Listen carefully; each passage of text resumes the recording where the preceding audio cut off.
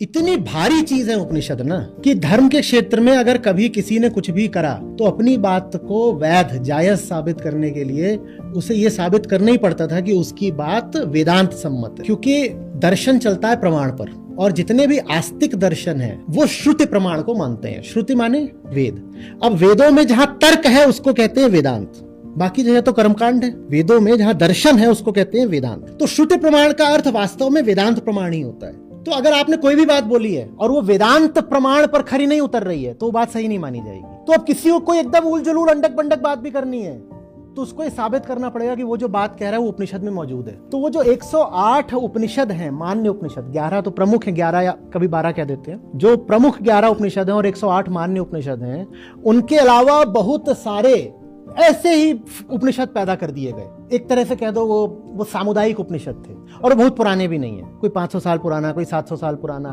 हर तबके ने, हर समुदाय ने, हर वर्ग ने अपने आप को सही साबित करने के लिए एक उपनिषद लिख डाला। इससे यह नहीं साबित होता कि वो जो तबका है वो सही है। इससे यही साबित होता है कि उपनिषद इतनी ऊंची बात है कि तुम्हें अपने झूठ को भी सही साबित करना है तो तुम्हें अपने झूठ के नाम से एक उपनिषद रचना पड़ जाता है। असली उपनिषद की 108 उपनिषदों की सूची है और अगर कोई आ रहा है, कह रहा है कि फलाना उपनिषद, तो वो दिखा दे कि उसके उपनिषद का नाम 108 उपनिषद में मौजूद है क्या।